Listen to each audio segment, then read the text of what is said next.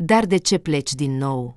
S-a supărat Denis, umflându-și buzele, observând că soția sa își strânge din nou valiza. Nu a reușit să se întoarcă, căci deja se pregătea să plece undeva. Continua el să se plângă. Dar cum așa? Noi ne-am hotărât să mergem împreună cu Pavel la mama. Ea ne-a chemat de mult. Ne așteaptă. Și ce se întâmplă acum? Eu voi pleca din nou singur, iar tu vei continua să te plimbi după Sherlock Holmes până la Părul Alb? Și cum îți poate fi asta în continuare interesant? Amintește-ți de ce visam când m-ai luat de soție, despre ce am convenit. Și ce a ieșit în final? Bine, eu. Dar și fiul tău aproape că nu te vede, va crește fără mamă. Dar pentru băiat, tatăl este mult mai important, murmura Marina, în interiorul căreia se luptau două eu. Primul dorea cu ardoare să participe regulat la tot felul de aventuri și investigații, iar al doilea tângea să creeze o familie fericită și completă, iar Marina nu putea să decidă ce este mai important pentru ea. Voia și una, și alta. Din această cauză se ciocnea constant cu soțul ei, pe care îl iubea foarte mult, ceea ce nu putea să nu o supere, dar nici nu putea să facă nimic în privința asta. Timp de mulți ani, s-a dedicat pasiunii sale și dorea să continue. În ciuda tuturor, nici măcar supărările soțului nu o putea opri. Denis se supăra, deoarece astfel de situații se repetau deja de mai multe ori. Nici măcar nu am putut să sărbătorim normal aniversarea căsătoriei, își amintea Denis. Nu mai vorbesc despre sărbările de dimineață ale fiului. Ai fost măcar la una dintre ele. Cu o mamă vie, Pavel crește practic orfan. Știi și tu că este așa. Mă simt deja rușinat să mă uit în ochii prietenilor și partenerilor de afaceri, iar eu, între noi fie vorba, câștig destul de bine. Poți să stai acasă și să te ocupi de gospodărie, inclusiv de fiu. Noi am vrut să mai avem copii, dacă, desigur, nu ai uitat asta. Nu ai uitat? Nu am uitat, dădea din cap Marina. Îmi amintesc totul foarte bine. Dar și tu trebuie să înțelegi că nu pot să stau acasă tot timpul. Să mă așez confortabil pe gâtul tău și să nu fac nimic. Dar eu nu sunt așa. Și tu știai foarte bine asta când te-ai căsătorit cu mine. Atunci de ce încet din nou? Totul. Oprește-te din supărare. Mă voi întoarce și cu siguranță vom merge împreună la mama ta. Mai ales că, din câte știu, ea este de acord cu faptul că eu lucrez. Tu ești cea care se plânge și se revoltă constant. Mama ta este o femeie inteligentă și înțelege că soția lui Iștvenco este o relicvă a epocii de piatră. Nimeni nu mai trăiește așa acum și ție îți va fi plictisitor lângă o astfel de soție. Dar recunoaște-ți asta ție însuți. Îți place că eu sunt atât de activă. Ei bine, hai, mărturisește. Dar este adevărat. Denis nici el nu știa până la capăt răspunsul la această întrebare. Era sigur doar de un lucru, că o iubea pe Marina. O iubea foarte mult și nu ar schimba-o pentru nimic în lume, iar mama ei o plăcea, ceea ce era o mare raritate. Multe femei ar fi invidiat o astfel de relație cu soacra, iar Marina o aprecia foarte mult, la fel ca pe Vera Pavlovna, care era o adevărată comoară. Și-și admonesta fiul atunci când acesta devenea prea critic și începea să o critice pe soție fără motiv. Cu caracterul tău, fiule, spune-i mulțumesc că cineva te-a iubit vreodată, îi spunea ea. Câți ani nu ai putut să-ți construiești viața personală, iar acum ai o soție frumoasă. Și ți-a dăruit un fiu, așa că ar trebui să-i fii recunoscător. Iar faptul că ea este o natură pasionată este un lucru bun. Câte tinere fără talent sunt acum. Nu ai scăpare de ele. Numai asta știu să facă, să se foiască cu fundurile lor și nimic mai mult. Dar Marina este o minune. Ai avut noroc cu ea, ține-te de ea. Dacă o pierzi, vei fi un prost. Și nu-ți voi ierta niciodată asta. Așa că știe. Relațiile lui Denis cu sexul opus nu au funcționat niciodată încă din adolescență. Dar în acea perioadă, mama lui închidea ochii la asta, justificând caracterul dificil al băiatului prin vârsta de tranziție. Timpul trecea, dar nimic nu se schimba. Denis își lovea capul de zid pentru a obține ceva, ceea ce, fără îndoială, avea un impact extrem de negativ asupra caracterului său deja complicat. Când fiul a reușit să se ridice pe picioare și să-și construiască afacerea, asigurându-se pe sine și pe mama sa cu tot ce aveau nevoie, Vera Pavlovna a început să vorbească din ce în ce mai des despre căsătorie. E timpul, fiule, e timpul, suspina ea. Altfel, așa vei ajunge la părul alb și vei rămâne burlac. Și apoi ce? Îți voi spune eu. Nimic. Nu va fi nimeni căruia să-i lași milioanele tale. Și vor merge la câine după moartea noastră. Dar dacă ar fi fost doar asta, spune-mi, doar sincer, nu cumva te mulțumește o viață în care nu ai niciun om apropiat pe care să te poți baza? Dar de ce nu? S-a uitat surprins la mama sa Denise. Am pe tine. Știu că mă vei înțelege și mă vei susține întotdeauna. Ei bine, nu e suficient? Dar eu nu mă refer la asta, fiule. Suspina Vera Pavlovna. Știi despre ce vorbesc. Ai nevoie de o soție. O soție. Odată, în tinerețe, ai fost, scuză-mă pentru sinceritate, un adevărat dezordonat în acest sens, așa că acum ar trebui să te îndrepți, altfel vei îmbătrâni fără a fi necesar și niciun milion nu te va salva. Crede-mă, știu despre ce vorbesc. După moartea tatălui tău, am fost singură toată viața, așa că nu am mai putut iubi pe nimeni, iar tu nici măcar nu ai încercat. Unde este normalitatea în asta? Ce este adevărat? Este adevărat. Denise nu a iubit pe nimeni în viața sa, așa, încât să fie serios și pe termen lung. Desigur, ca orice alt bărbat normal, a avut aventuri, dar toate acestea au fost cumva de scurtă durată, efemere, goale și fără valoare. Atât de mult încât Denise nici măcar nu le-a dat importanță.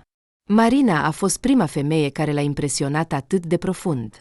Nici nu putea să-și imagineze că este capabil de sentimente atât de puternice, iar ei s-au cunoscut complet întâmplător și chiar banal. În acea seară, Denise bea încet într-un restaurant, unde a întâlnit-o pe Marina, care de asemenea nu avea cu cine să-și petreacă timpul. Ea nu a fost niciodată o susținătoare a unor astfel de întâlniri, dar ceva la Denise a atras-o, ceva complet inefabil.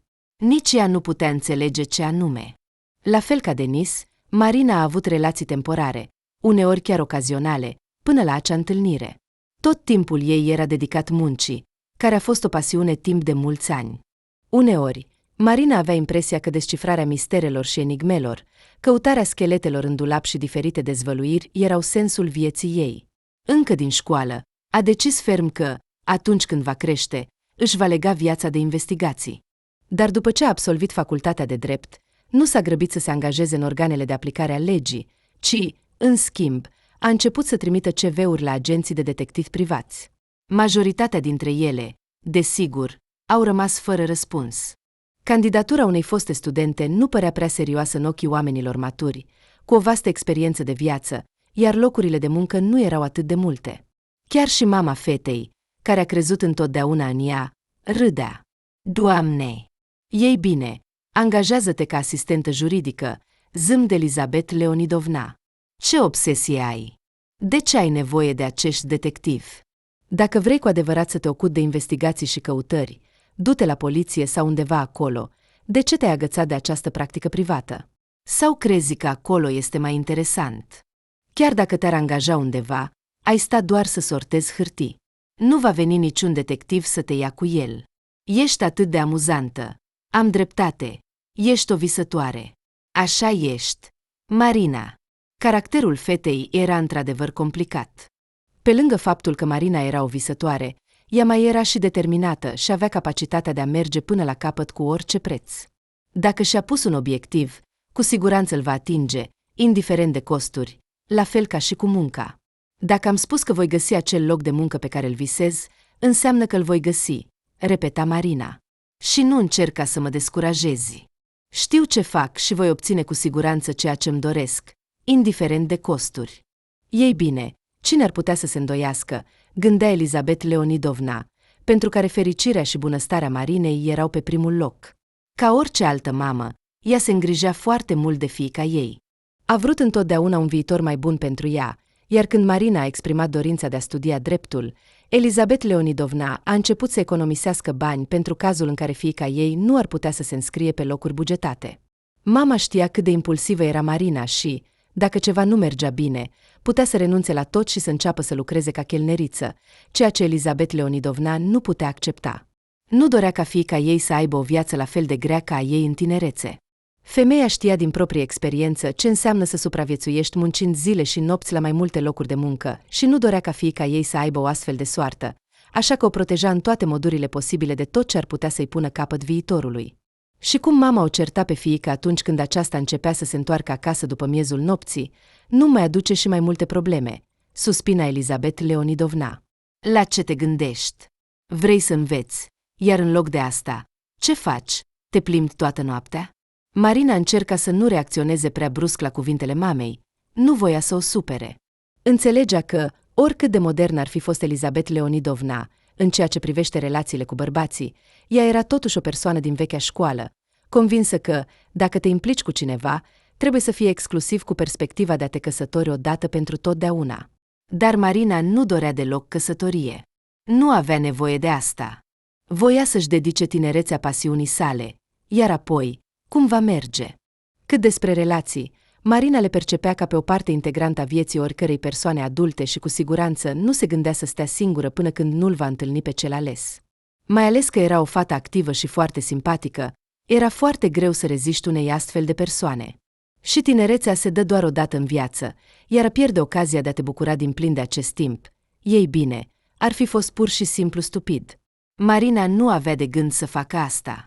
Cum putea să-și liniștească mama, că, indiferent ce s-ar întâmpla, nu va aduce probleme acasă, iar chiar dacă s-ar întâmpla așa, nu va păstra sarcina, la care Elizabeth Leonidovna doar își ridica umerii și își rula ochii, pentru că nu putea influența o fiică adultă și înțelegea foarte bine asta.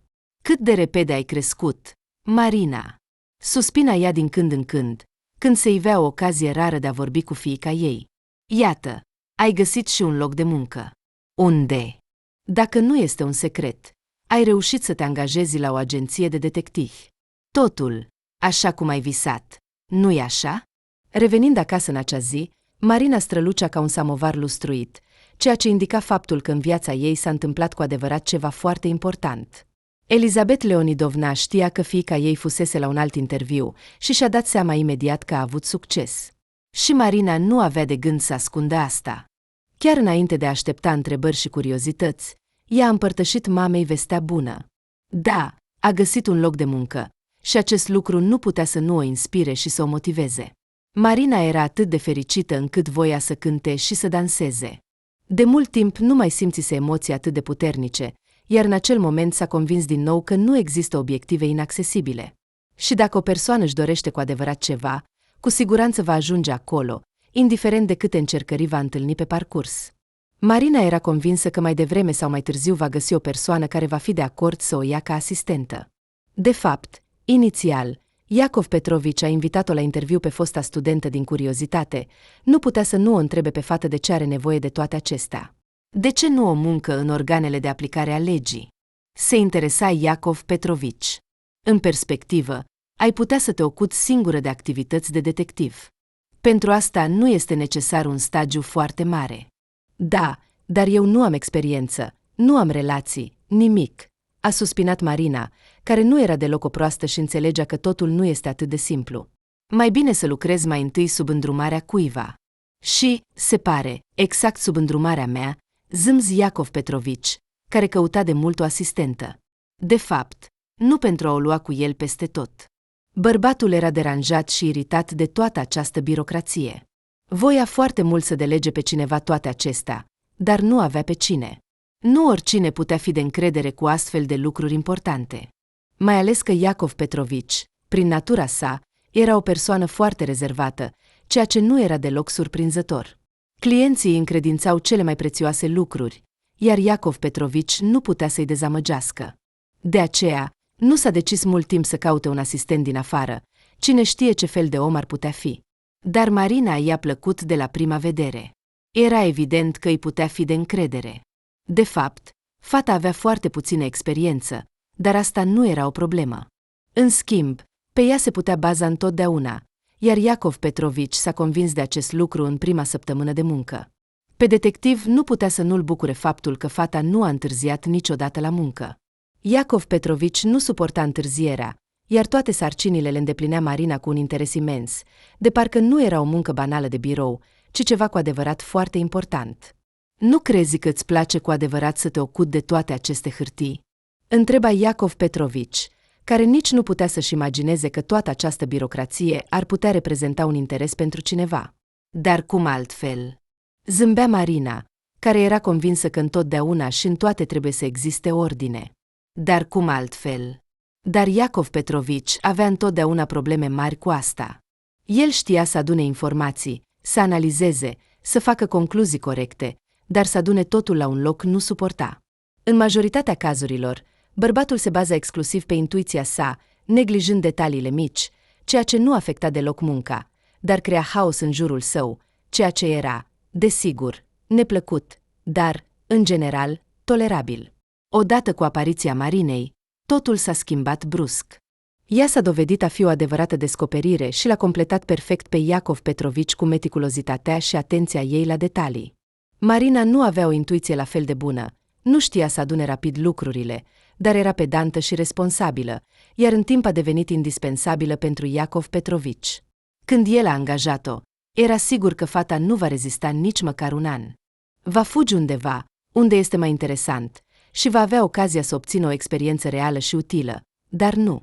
Marina era dispusă să continue să colaboreze cu Iacov Petrovici, iar după un timp el pur și simplu nu a putut să nu-i facă o propunere de a deveni partenera lui cu drepturi depline. Cum adică? Zâmbă Marina, care deja se gândea la altceva. Desigur, ea a prins de mai multe ori gândul că Iacov Petrovici era un interlocutor foarte interesant, iar dacă ar fi fost puțin mai tânăr, Marina ar fi putut chiar să se îndrăgostească de el, dar nu s-ar fi legat de un bărbat atât de matur. Detectivul era prea în vârstă pentru ea, dar nu aceasta era ideea. Era vorba despre a o implica pe Marina în afaceri mai serioase. Iacov Petrovici se gândea la asta de mult timp, dar nu se putea decide, iar apoi a realizat că i-ar fi foarte util să aibă întotdeauna, nu doar în birou, o persoană atentă la detalii. Nu crezi că mă ocup doar de toate aceste prostii? Întrebă el, strângându-și ochii, referindu-se la diferite tipuri de investigații murdare. Am multe alte lucruri. Și pe lângă asta, adesea particip la afaceri cu adevărat serioase. Cu adevărat serioase. Știi despre ce vorbesc. Marina bănuia că este vorba despre ceva misterios și criminal, așa că nu a insistat, iar nici nu era necesar. Iacov Petrovici a deschis el însuși toate cărțile în fața asistentei, iar, ascultându-le, ochii Marinei s-au aprins. Ea a visat întotdeauna să participe la ceva de acest fel, neobișnuit și misterios, și, cel mai important, neoficial. Știi că nu toată lumea este pregătită să fie deschisă cu poliția, suspina Iacov Petrovici, iar viața este o chestiune lungă și complicată. Pot fi multe, inclusiv lucruri despre care nu vrei să vorbești cu nimeni, în niciun caz, decât cu cei în care poți avea cu adevărat încredere. Marina înțelegea despre ce era vorba. Pentru ea era o mare onoare că Iacov Petrovici o implicase în astfel de chestiuni delicate. Totuși, nu degeaba s-a angajat la el, ca în apă, că lângă acest om va putea să descopere lumea misterioasă a crimelor monstruoase. Desigur, după întâlnirea cu Denis, Marina a trebuit să-și tempereze puțin avântul. S-a îndrăgostit și dorea o familie normală și completă, dar despre a renunța complet la muncă nu putea fi vorba. Marina a continuat să-l ajute pe Iacov Petrovici, chiar și de la distanță, dar totuși. Chiar și când a venit pe lume fiul, ea nu a lipsit nici măcar o zi de la muncă, ceea ce, desigur, a stârnit nedumerirea soțului. În ciuda faptului că Denis știa de la început că Marina nu va renunța niciodată la creația ei, care în câțiva ani a devenit deja al doilea eu pentru ea, el totuși se revolta. Odată, chiar înainte de nuntă, bărbatul a început să discute despre faptul că viitoarea soție ar trebui să se dedice în întregime familiei și copiilor. Marina, desigur, a refuzat, dar, în ceea ce privește călătoriile constante, a fost nevoită să renunțe la ele. Așa cum s-a dovedit, aceasta a fost doar o chestiune temporară. De îndată ce Pavel a crescut și a început grădinița, Marina a exprimat imediat dorința de a merge periodic la birou.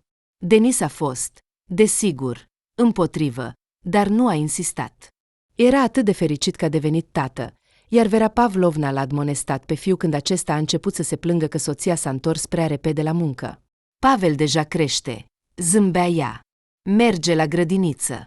Și Marinei nu-i stă bine să stea acasă. Ea este o femeie activă, este pasionată de munca ei.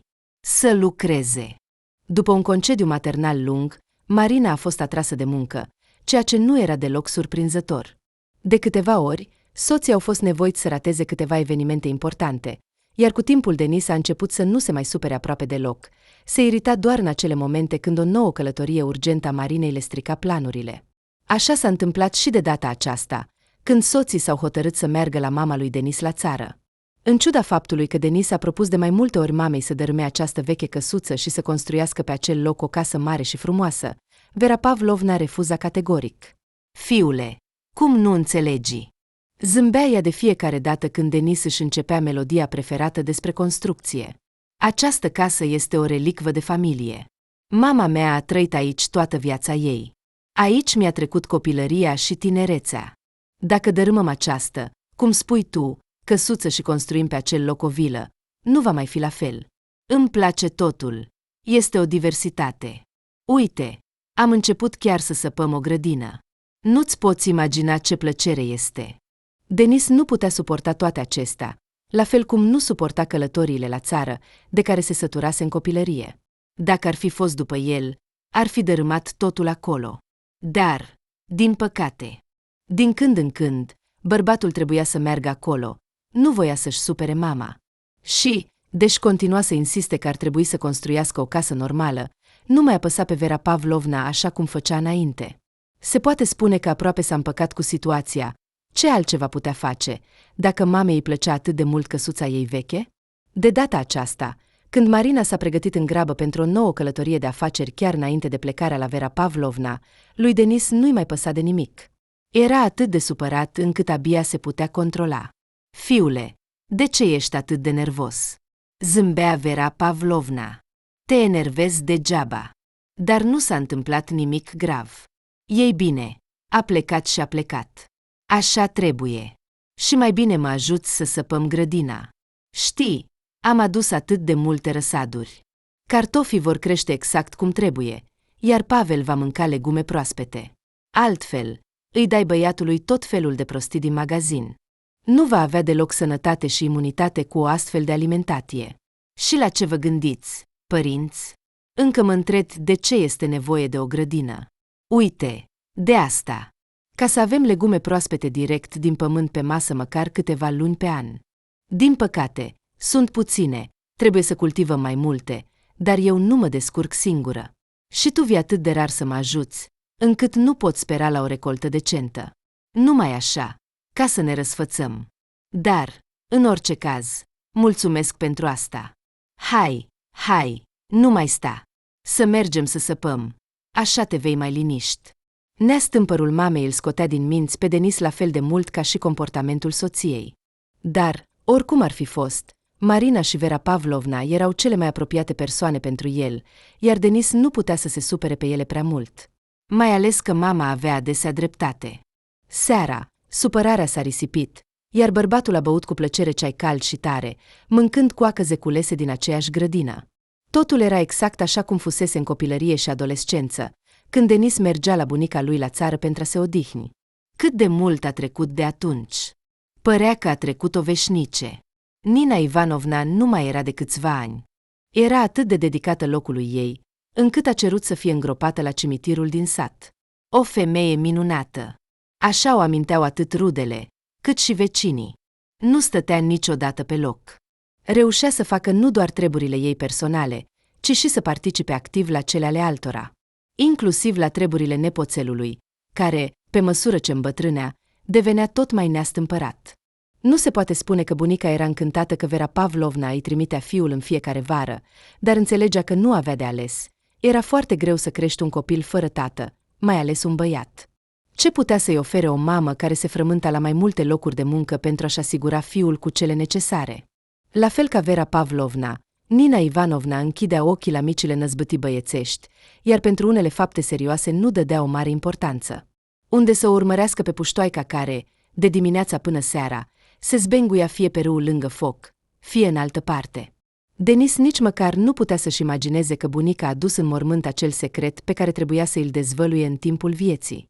Când a realizat că ceasul ei se apropie, s-a gândit profund dacă merită să vorbească despre acele fapte din trecut, care sens are să răscolească trecutul. Deși, pe de altă parte, după acel ultim vară, când Denis a stat la bunica, Antonina Vasilievna, cum s-a întors împotriva vecinei.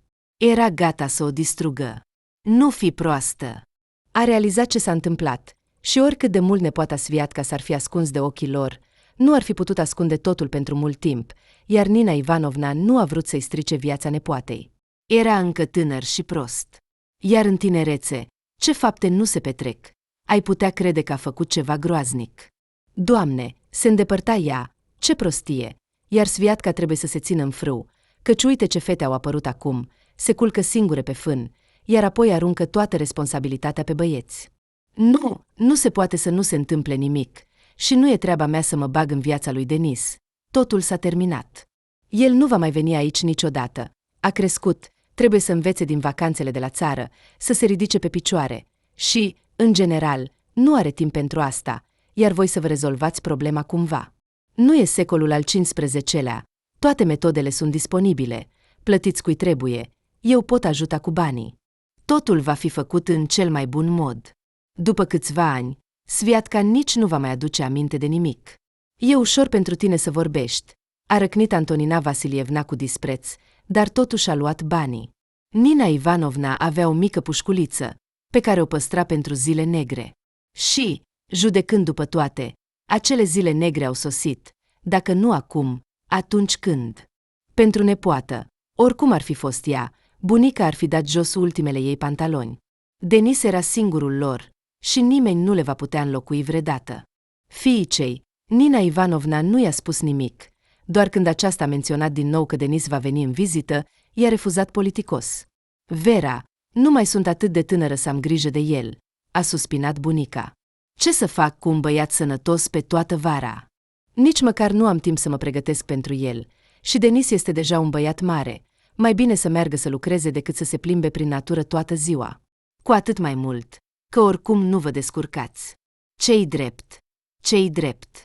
Banii pentru Vera Pavlovna veneau foarte greu și niciun ban nu era de prisos în familie. Și mama nu îmbătrânea, o puteai înțelege și pe ea. Denis în acei ani nu era deloc un cadou și, ca să spunem așa, în fine, ca toți băieții de vârsta lui, abia începea viața de adult și încă nu putea să înțeleagă ce și cum și să răspundă pe deplin pentru faptele sale.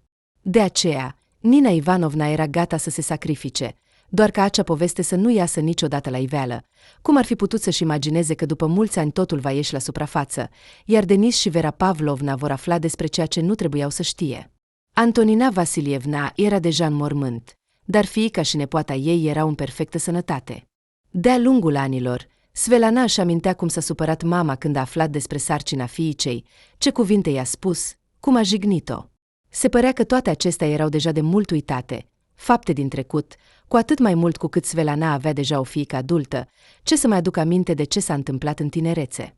Dacă soarta fiicei s-ar fi desfășurat favorabil, este foarte posibil ca ea să nu fi mai mers niciodată în acel blestemat sătuc. Dar viața a forțat-o pe Svelana să se întâlnească cu tatăl fiicei sale, despre care a aflat totul, cerând ajutor de la vechiul ei prieten Nicolai, care a lucrat mulți ani în poliție. El nici măcar nu a întrebat ce, cum, de ce și pentru ce, pur și simplu i-a oferit Svelanei informațiile care o interesau atât de mult. Aflând că Denis este un om destul de înstărit, femeia a realizat că, în afară de el, nu mai are pe cine să ceară ajutor. Desigur, ar fi putut să-i povestească lui Nicolai despre ce s-a întâmplat, dar Chiran nu a recunoscut nimic, nu a spus niciun detaliu despre cele întâmplate, iar Svelana nu știa ce să creadă, ca Irina Sergivna era în panică. Pe de altă parte, ce ne pasă nouă de cine a lăsat-o, se gândea bunica, care își adunase toate cuvintele și pentru fiică, și pentru nepoată. Ce soartă le-a trimis viața? Din când în când se gândea la asta. Odată a adus-o în poale, acum alta. Se pare că este o moștenire, totul este în neregulă. Și ea însăși și-a crescut fiica singură. Și Svelana cu Chira au avut parte de suferință. A trebuit să muncească și să învețe, să îmbine imposibilul. Se simțea epuizată. Când se întorcea acasă seara, abia se mai ținea pe picioare. Și, amintindu-și de acea perioadă, poate cea mai grea din viața ei, Svelana își ținea fiica în frâu, nu o lăsa nicăieri și controla fiecare pas. De unde a reușit să se umfle în burtă? Striga mama indignată, când a fost șocată să observe simptomele sarcinii la fiică. Chira părea că nici nu înțelege ce se întâmplă cu ea, deși, de fapt, doar se temea să spună totul.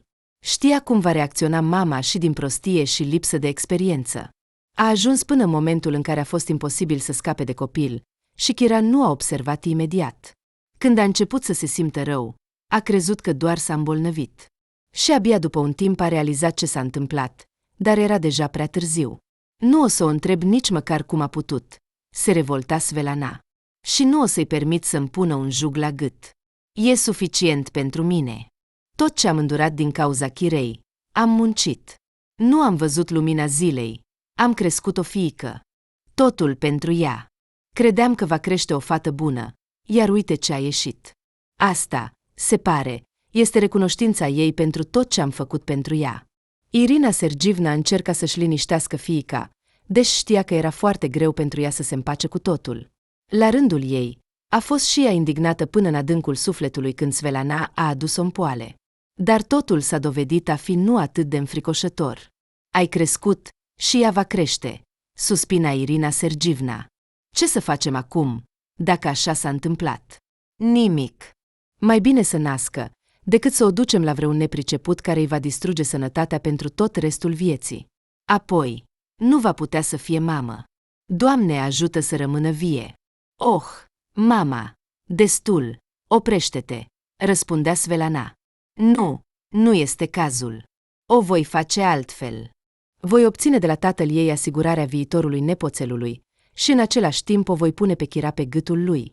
Dacă nu a mers să învețe, nu lucrează și cu greu va putea face asta în viitorul apropiat, atunci să-și îmbunătățească relațiile cu tatăl. E vremea să-i spună cine este el și să se cunoască. Ai înnebunit!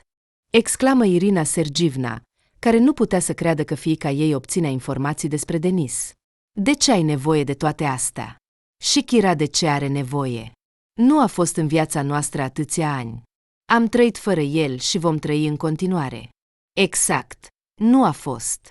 Răspundea Svelana cu dispreț. Și acum a venit vremea să apară. Mama, ce ai? Doamne, ca o copilă, trebuie să-ți explic totul, să-ți mestec și să-ți pun în gură. Chiar nu înțelegi. Denis este bogat. Este un om înstărit care nici măcar nu știe că are o fiică. Bunica l-a protejat de toate nenorocirile, deși ar fi trebuit să-i dea o bună lecție. M-au convins să tac, căci e rușinos. Dar ce e rușinos? Nu am înțeles niciodată. Am rămas aceeași mamă singură, fără ajutor de nicăieri și de la nimeni. De ce să nu-l ajute Denis pe fiica lui și în același timp pe viitorul nepoțel sau nepoată? Nu mai pot suporta toate acestea. El trăiește bine, cu o soție tânără, au un fiu, totul este minunat. Iar eu? Și Kira. Bine, las-o. Și pe mine. E clar că nu este vorba de relațiile noastre. Și nu poate fi, dar Kira are dreptul la banii tatălui ei, iar sarcina mea ca mamă este să o ajut să-i obțină. Irina Sergievna nu-i plăcea deloc această aventură și a încercat să-și descurajeze fiica. Svelana, trezește-te! Exclamă ea. Despre ce vorbești? Acest Denis al tău este doar un trecut îndepărtat. Nici măcar nu te va recunoaște și cu greu își va aminti cine ești.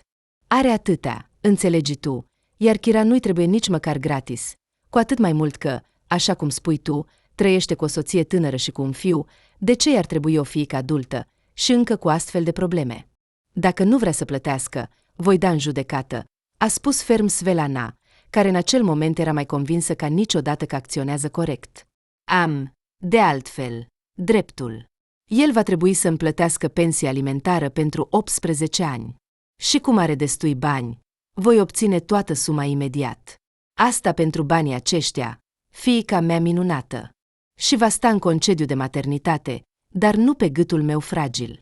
Și gata. Mama, am încheiat subiectul. Știu ce fac și nu mă poți descuraja. Sunt obosită. Cum nu înțelegi? Să duc totul pe umerii mei și să mai suport și responsabilitatea pentru această greșeală. Să participe acum tatăl la viața fiicei. Și de ce nu am făcut asta mai devreme? Dacă aș fi știut că este atât de bogat, nu m-aș fi chinuit atât de mult în acești ani. De mult aș fi cerut ceea ce Kira are dreptul să primească conform legii. Despre conștiință nu mai vorbesc. E clar că Denis nu are așa ceva. De ce Svelana nu se gândea deloc că fostul ei iubit nu-i datorează nimic? Dar au avut o aventură pe când erau tineri, ce-i drept. Era chiar greu să numești asta o relație. Denis venea vara la bunica. Mama Svelanei o trimite adesea pe fiică să stea la Antonina Vasilievna, deoarece era foarte obosită de fiică și muncea din greu, doar ca să-i asigure tot ce avea nevoie.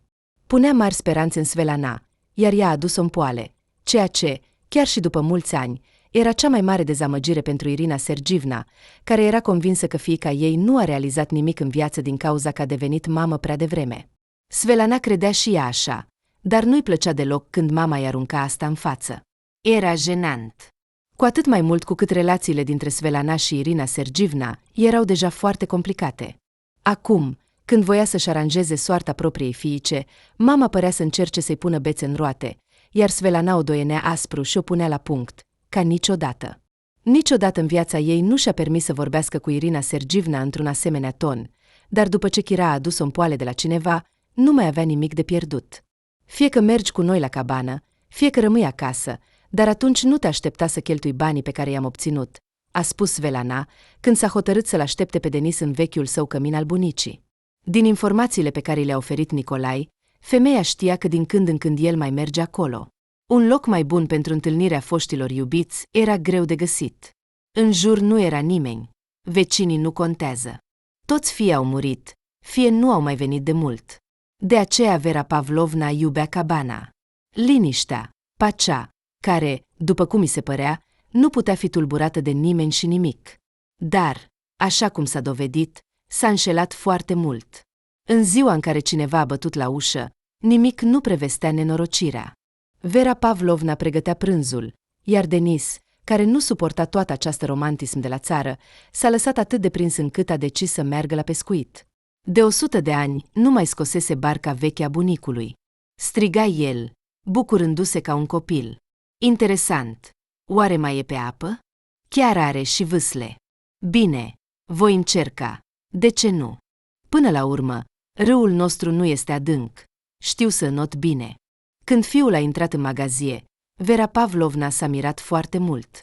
Ceva ce nu se aștepta deloc de la Denis. În ultimele zile, el părea să fie mai vesel, ceea ce era complet neobișnuit pentru el, având în vedere unde Denis era nevoit să-și petreacă timpul. Dar trebuie să mă ocup de ceva, a zâmbit el, ridicând din umeri. O să-mi iau capul cu mine, dar mai întâi trebuie să verific barca, căci nu se știe niciodată. Oh, fiule, a exclamat Vera Pavlovna, bătându-le pe umăr, cât de bine că ți-ai găsit o ocupație. Bine, mă duc să pregătesc prânzul, căci e aproape ora de mâncare, iar eu nu am terminat nimic. Denis a plecat, iar Vera Pavlovna a rămas acasă cu Pavel. Băiatul a fost primul care a auzit bătaia la ușă. Bunica era atât de ocupată încât la început a crezut că i s-a părut. Și pe aragaz totul țipa și suda atât de tare încât era greu să înțeleagă ce se întâmplă dincolo de pereții bucătăriei. Dar când nepoțelul s-a apropiat și, tragând-o de mânecă, i-a spus că au venit niște mătuși, Vera Pavlovna a înțeles că nu i s-a părut. Ah, tu, oțșorule! A zâmbit ea. A alergat pe verandă și a aruncat o privire prin crăpătură. Aha, a dat din os Pavel. Bine, mângâind nepoțelul pe cap, a zâmbit Vera Pavlovna. Hai să vedem cine a venit. Vizita lor era în sine surprinzătoare. Dacă ar fi fost bărbați la ușă, Vera Pavlovna s-ar fi închis pe toate ușile și nu ar fi deschis pentru nimic în lume. Dar așa, poate că cineva din vechi a venit? Sau altcineva? Văzându-le pe Irina și Svelana la ușă, pe care Vera Pavlovna le-a recunoscut imediat, s-a mirat foarte mult. Pe cine, dar pe ele nu se aștepta deloc în vizită. Ce v-a adus pe aici? A întrebat ea. Am venit să vizităm vechiul cămin al Antoninei. Câți ani? Câte ierni? Dar intrați, dacă ați venit. Vă voi oferi ceai. Vera Pavlovna continua să vorbească politicos, dar în sufletul ei se simțeau niște pisici. Cu fiica vecinei și nepoata ei s-a văzut doar de câteva ori. O ținea minte bine pe Irina, iar Svelana pe atunci abia mergea. Irina era o femeie extrem de neplăcută. Vera Pavlovna își amintea bine cum, în tinerețe, se certau mereu cu mama, scântei zburau. De când a născut, s-a schimbat complet. Vera Pavlovna nu mai mergea atât de des la mama ei, avea multe de făcut și nu prea avea timp pentru asta. Nina Ivanovna nu s-a supărat niciodată pe fiică. Înțelegea că trebuie să-și construiască viața. Mama știa că fiica ei se zbătea ca o veveriță în roată. Spre deosebire de Antonina Vasilievna, care întotdeauna o judeca pe fiica ei pentru că a rămas însărcinată, pe Vera nu o judeca nimeni niciodată. Și situația ei era complet diferită. Nimeni nu-și dorește să-și piardă persoana iubită, cu atât mai mult când viața abia începea. Totuși, toate acestea erau fapte din trecut. Cu Irina și familia ei, Vera Pavlovna nu avea nimic de-a face. Cel puțin, era convinsă de asta până în momentul în care au venit în vizită. Dar noi nu am venit să bem ceai, a spus Irina Sergievna fără prea multe introduceri, când Vera Pavlovna a așezat prăjitura pe farfurii. Trebuie să vorbim cu Denis. Cu Denis? A întrebat surprinsă Vera Pavlovna, care nu înțelegea sincer ce le-ar putea trebui de la el. Vera l-a trimis pe Pavel în cealaltă cameră. Nu voia să asculte conversațiile adulților, cu atât mai mult că aceasta era cu siguranță neplăcută, așa cum se putea observa din expresia feței Irinei Sergievna, care era foarte hotărâtă. Toți, împreună, au decis că ar fi mai bine să-l aștepte pe Denis. Vera Pavlovna a încercat să întrebe cum le merge, cum le-a fost viața. Dar Irina Sergievna și Svelana au făcut fețe atât de serioase, încât femeii i-a devenit evident că nu intenționează să discute cu ea pe această temă. Și a decis să nu se impună. De fapt, cine era Vera Pavlovna ca să se deschidă în fața lor? În fond, erau doar cunoștințe superficiale și nimic mai mult. Denis a apărut după aproximativ o oră și deja din hol striga mamei cum a mers cu barca. Pur și simplu super. Se auzea vocea bărbatului până la Vera Pavlovna, care încerca să găsească cuvintele pentru a explica ce fac aceste două femei drăguțe și minunate în casa ei. Mamă, nu-ți poți imagina cât de bine m-am distrat. Uite cum făceau înainte, nimic de spus. Atâția ani cu această rablă, și pe ea nu este niciun semn de lovitură. Sunt pur și simplu încântat. După prânz ne odihnim și imediat cu Pavel mergem la pescuit. Mamă, dar tu de ce taci? Mă auzi? Când a intrat în cameră și a văzut-o pe Svelana acolo, Denis a fost atât de șocat încât nu a putut să spună imediat bună. Chiar dacă de la ultima lor întâlnire au trecut foarte mulți ani, el a recunoscut-o imediat, dar nu înțelegea de ce a venit la el. S-au despărțit, se părea, nu foarte bine. Sincer, Denis pur și simplu o uitase. Vara aceea a fost ultima când a venit la cabană, după aceea au început zilele de muncă și nu-i mai păsa de asta. Și Svelana nu a fost niciodată luată în serios de Denis. O considera doar o prietenă de o vară. Ei bine, s-au distrat vara și apoi? În tinerețe, mulți se distrează așa, dar de ce, după atâția ani, a decis să-și viziteze fostul iubit? Și-a adus și mama și o fată. După vârstă, Denis a dedus că aceasta este fiica ei, dar ce legătură are el cu toate acestea? Așa cum s-a dovedit, cea mai directă.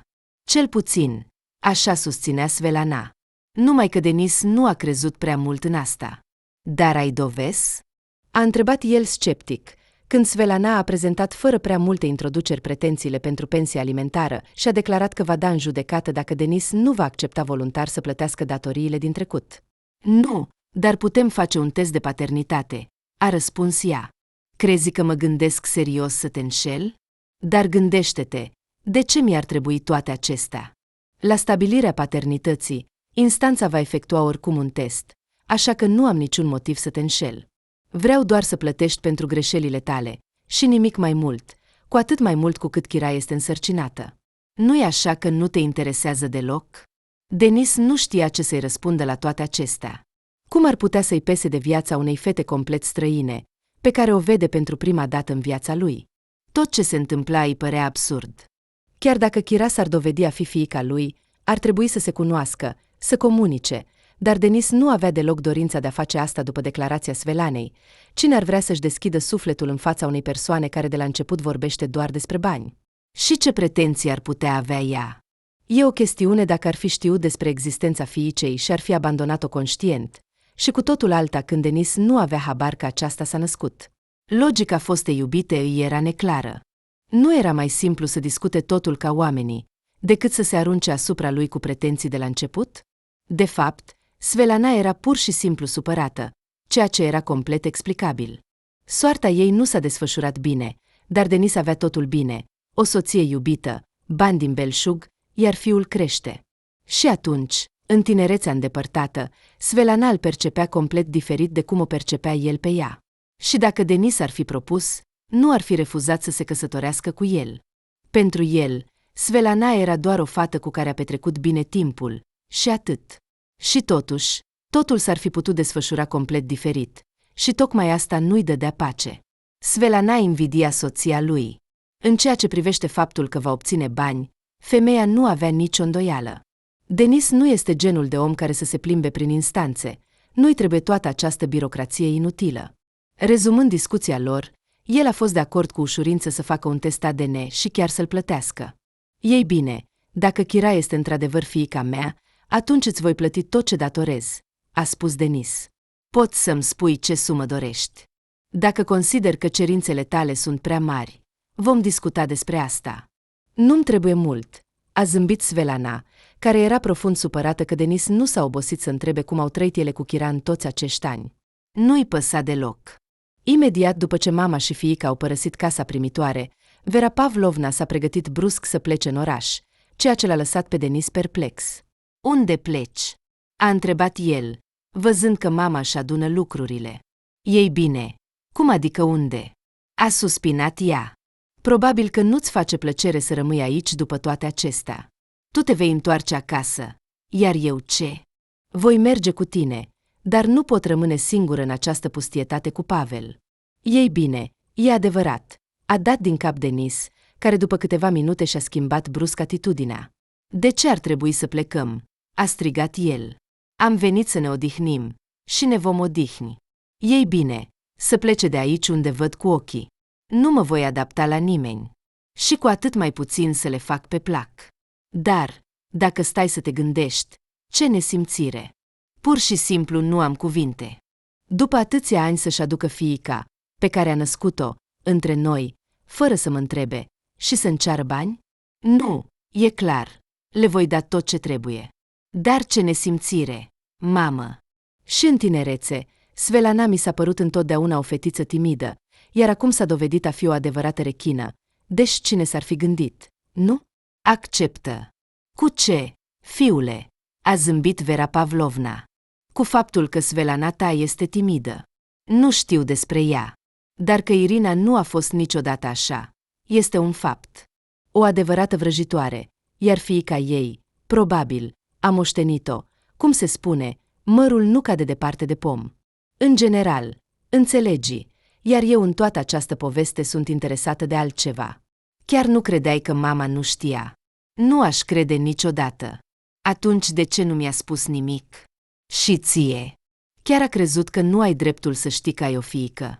Puteau rezolva această problemă într-un alt mod. De ce să complice totul? De fapt, Svetlana ar fi putut să nu nască deloc. Mamă, când s-a întâmplat totul între noi, înțelegi despre ce vorbesc? Svetlana avea doar 15 sau 16 ani, nu mă amintesc exact, a suspinat Denis. Și dacă bunica știa ceva, probabil că nu a vrut să ne pună pe noi în temă. Sau poate că nu știa. Dar ce contează? Cel mai important este că atunci puteau să-mi strice toată viața. Dar, din fericire, asta nu s-a întâmplat. Gândește-te mai bine în acest context, iar eu mă voi ocupa de Svetlana. Acum hai să ne odihnim. Și așa, totul m-a obosit de-a dreptul. Dacă mă mai gândesc la toate acestea, o să înnebunesc. Probabil că ai dreptate, fiule. Vera Pavlovna a suspinat greu, neputând să-și imagineze că fiul ei ar putea ajunge vreodată într-o astfel de situație. Totul era atât de dezgustător încât nu știa încotro să se îndrept, iar starea de a continua să se odihnească nu exista deloc. Pur și simplu dispăruse, ceea ce nu era deloc surprinzător. De mult timp, Vera Pavlovna nu mai simțise o astfel de furie.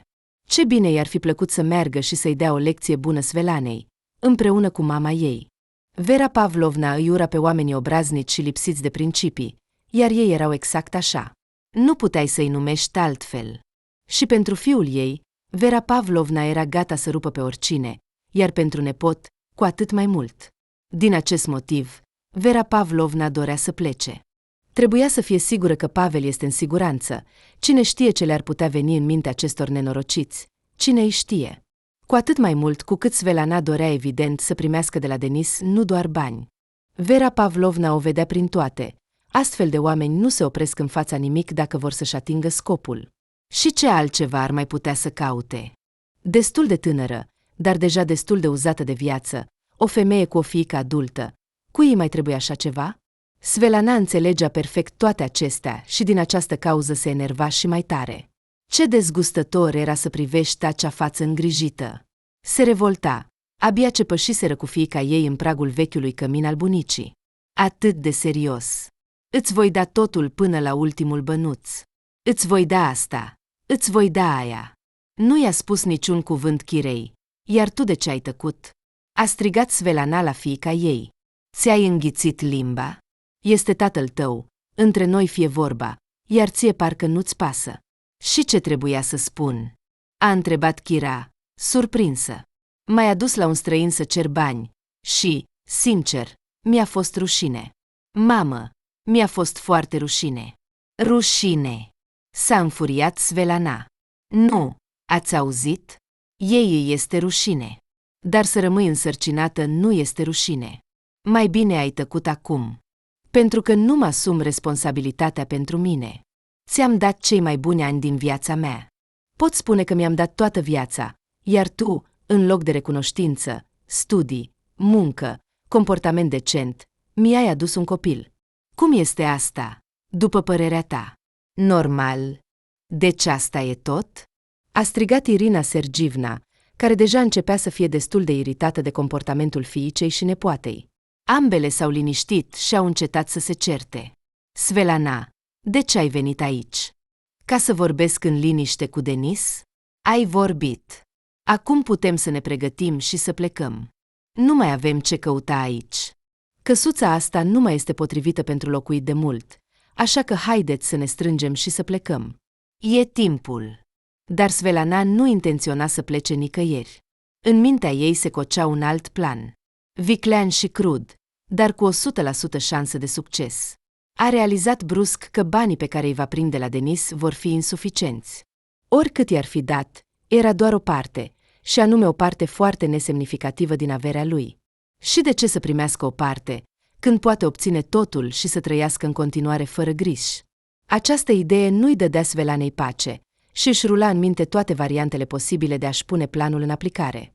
Dacă Irina Sergievna ar fi putut să-și imagineze ce gânduri monstruoase îi trec prin cap fiicei sale, ar fi plecat imediat din acest loc de iad, legat de atât de multe amintiri dureroase. Dar, din păcate, Svelana a insistat că ar trebui să rămână măcar peste noapte, iar ea a alergat la magazinul local, aducând un tort uriaș și bomboane, ceea ce a stârnit imediat confuzia mamei. Ce este asta?" a exclamat Irina Sergievna. Părea că ai mers după mâncare." Și asta ce este? Este mâncare." Da, m-am gândit și am decis că de ce să ne mai supărăm așa?" a zâmbit Svelana. Cu atât mai mult cu cât Denis a fost de acord să o ajute pe Chira, chiar vrea să-i facă un test pe cheltuiala lui, deși nu știa de ce. Are un fiu atât de minunat, iar acum, brusc, o fiică adultă, ar fi putut renunța la ea, dar așa? Hai să mergem să bem ceai cu ei mâine înainte de plecare, să ne luăm rămas bun ca oamenii și să ne înțelegem ce și cum vom face mai departe. Da? Ei bine, este o idee bună. Nu-i așa, mamă? Irina Sergievna nu a putut să nu aibă suspiciuni cu privire la schimbarea bruscă a stării de spirit a fiicei sale, dar nu a intervenit. Chiar și atunci când a auzit că noaptea Svelana a ieșit undeva și, judecând după tot, în magazia unde bunica decedată păstra diferite otravă pentru șoareci și șobolani, nu a spus nimic. Desigur, Irina Sergievna nu putea să-și imagineze că Svelana ar putea gândi așa. Dar, pe de altă parte, faptul că Chira va deveni singura moștenitoare nu era deloc rău. Iar viața Svelanei oricum se încheiase. Ce ar mai putea să caute în ea? Încă un deceniu și va deveni complet inutilă, iar faptul că în acest timp va reuși să-și găsească un bărbat decent este o șansă dintr-un milion. Dacă în atâția ani nu a găsit, atunci despre ce să mai vorbim acum? În dimineața următoare, Irina Sergievna împreună cu fiica și nepoata au bătut din nou la ușa casei primitoare a vecinilor. Vera Pavlovna și Denis au primit vizita lor fără prea mult entuziasm, dar i-au lăsat să intre, căci nu aveau ce face. Denis trebuia să discute cu Svetlana cum și unde se vor întâlni data viitoare, când bărbatul va duce materialul la expertiză, care, desigur, era mai mult pentru formalitate. Denis nu avea nicio îndoială că Kira este fiica lui. De ce ar fi mințit Svetlana? Oricum s-ar fi aflat. Iar când ea a propus să se împace, s-a mirat, dar nu a bănuiesc nimic. Bine, să fie așa, a zâmbit el. Hai, intră, să bem ceai. Și pe fiul tău cheamă-l și pe el, a cerut Svetlana. Trebuie să se cunoască cumva cu sora lui, căci, deși sunt rude, nu s-au prezentat unul altuia. Nu este bine. Tu, cred, înțelegi perfect. Verei Pavlovna nu-i plăcea deloc ce se întâmpla. Dacă ar fi fost după ea, i-ar fi dat pe toți afară, dar, având în vedere că Denis a invitat familia sa neîmplinită la masă, atunci bine, așa să fie. Dacă nu ar fi fost Marina, care a intrat în casă atât de brusc încât i-a șocat atât pe soț, cât și pe soacră, probabil că nici Denis, nici Vera Pavlovna, nici Pavel nu ar mai fi fost în viață. Pe cine, dar pe soția sa Denis nu se aștepta să o vadă. Nu știa că de data aceasta el și Iacov Petrovici au terminat o nouă investigație mai devreme decât de obicei, iar Marina, care se simțea foarte vinovată față de soțul ei, a decis să-i facă o surpriză. Știa că Denis a mers cu mama sa la vechea cabană. Soacra iubea foarte mult acest loc, iar ei plănuiau să vină aici împreună. Dar Marina a avut o urgență și Iacov Petrovici nu s-ar fi descurcat fără ea. Și a alergat, deși a observat că detectivul o rănește fără cuțit, dar totuși. Soțul era foarte supărat. A suspinat greu când deja mergeau cu mașina. Sper că la momentul întoarcerii mele se va liniști. Nu vreau să mă cert din nimicuri. Sunt atât de obosită de toate acestea. Poate te eliberezi mai devreme, i-a făcut cu ochiul Marina lui Iacov Petrovici, care era foarte recunoscător pentru că a venit din nou în ajutorul său. Aici este o chestiune simplă, dar abia ai nevoie de abilitățile tale. Și nu este vorba doar despre asta. Știi că fără tine nu mă descurc. După atâția ani, ai devenit ca o rudă pentru mine. Da, știu, a dat din cap Marina, care oricum nu ar fi putut refuza, căci și ea era foarte interesată. O excursie cu sângele ei la cabană va aștepta, mai ales că Marina știa sigur că Vera Pavlovna nu se va supăra. De îndată ce a terminat toate treburile sale, a cerut imediat lui Iacov Petrovici să o ducă la cabană, ceea ce l-a surprins foarte mult. De ce? A întrebat el. Părea că ai mașina ta. Hai să te duc acasă, iar de acolo să pleci unde ai nevoie. Nu vreau să pierd timpul, a zâmbit Marina. Și mă simt atât de obosită, iar tu ești oricum la volan. De ce să nu plecăm chiar acum? Mai ales că este dimineața. Vom ajunge ziua, te voi prezenta soțului meu, și apoi și fiului, și soacrei. Poate că atunci Denis va începe să se simtă mai bine în legătură cu munca mea și va înceta să perceapă totul cu ostilitate. Bine, a fost de acord Iacov Petrovici, care, la fel ca Vera Pavlovna, iubea foarte mult aerul proaspăt de la țară. Nu mai fusese de 100 de ani în natură, iar acum o invitație atât de bruscă, că, pe de o parte, a fost o surpriză plăcută, iar pe de altă parte, a fost oarecum stânjenitor și incomod, dar totuși a fost de acord. De ce nu? Așa să fie. Să plecăm. Marina a cerut lui Iacov Petrovici să lase mașina în spatele casei.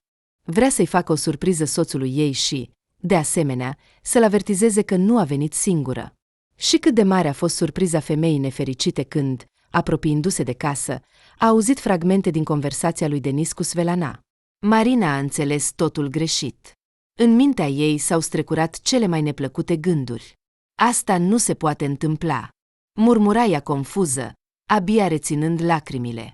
El mă iubește, iar Vera Pavlovna? Ea a fost întotdeauna atât de bună cu mine. Nu cumva ea acoperă infidelitatea fiului? Cum este posibil așa ceva? Aceasta pur și simplu nu se încadra în mintea Marinei. Era convinsă de fidelitatea lui Denis, iar acum o fată însărcinată, mama ei face scandal. Cum este posibil așa ceva? Revenind la mașină la Iacov Petrovici, Marina a început să plângă, iar el nici măcar nu a înțeles ce s-a întâmplat. Poți să te liniștești și să ne explici uman ce s-a întâmplat? A strigat el. Ce ai auzit acolo de te-a supărat atât de tare? Marina doar murmura ceva neclar, întrerupându-se pentru a șterge lacrimile care curgeau ca un potop din ochii ei. Dacă nu ar fi fost Iacov Petrovici, în fața căruia era foarte rușine și incomod, Marina ar fi organizat imediat un scandal soțului ei. Dar nu putea, așa că a cerut detectivului să o ducă acasă. Avea nevoie de timp pentru a se liniști puțin și a se calma, pentru a lăsa aburii să iasă, iar apoi să revină și să discute totul liniștit. Desigur, Marina l-ar fi luat pe fiul ei. Nu ar fi lăsat niciodată micuțul Pavel cu un astfel de tată, iar soțului i-ar fi spus tot ce crede despre el. În ziua următoare, Marina s-a trezit și a mers din nou la cabană, din cauza căreia Iacov Petrovici a fost nevoit să anuleze un eveniment important. Cum ai spus tu, a zâmbit el, că te rănesc fără cuțit, da? Așa că, draga mea, și tu mă rănești pe mine. Am anulat o întâlnire atât de importantă pentru tine, nu am putut să nu te susțin. Bine, acum ne vom ocupa repede de tot, poate mai reușesc să fac ceva. Asta nu suna ca un reproș. Iacov Petrovici încerca doar să mai destindă atmosfera. Nu mai văzuse niciodată Marina atât de tristă și deprimată, chiar și moralmente distrusă. Infidelitatea soțului, care nu ieșea din minte, a fost pentru femeia nefericită o adevărată lovitură. Nu putea să-și imagineze că Denis ar putea fi atât de ipocrit. Când Marina a auzit din nou vocile deja cunoscute, venind prin fereastra deschisă, era deja plină de hotărâre. Doar că de data aceasta nu se certau, glumeau, râdeau, ceea ce a stârnit și mai mult indignarea ei. În acel moment, Marina era convinsă că și-a pierdut familia, definitiv și irevocabil, așa că a intrat în casă, pregătită să-i facă soțului un scandal. Denis a avut nevoie de mult timp pentru a întrerupe elocuența soției sale și a explica că a înțeles totul greșit. Neașteptat pentru ea însă și, Marina a izbucnit ca niciodată. Era supărată și frustrată, atât de mult încât cuvintele jignitoare ieșeau singure de pe buzele ei. Marina nu putea să se controleze. Vorbea și vorbea, și așa a continuat până când nu mai avea nimic de spus.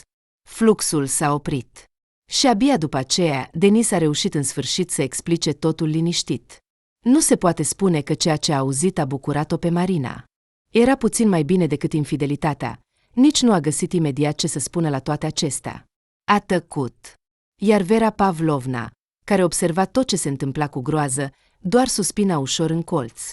Doamne! Iată că am căzut, murmura ea pentru sine. Aproape că și-au distrus familia. Dacă, desigur, mai reușesc să salveze ceva.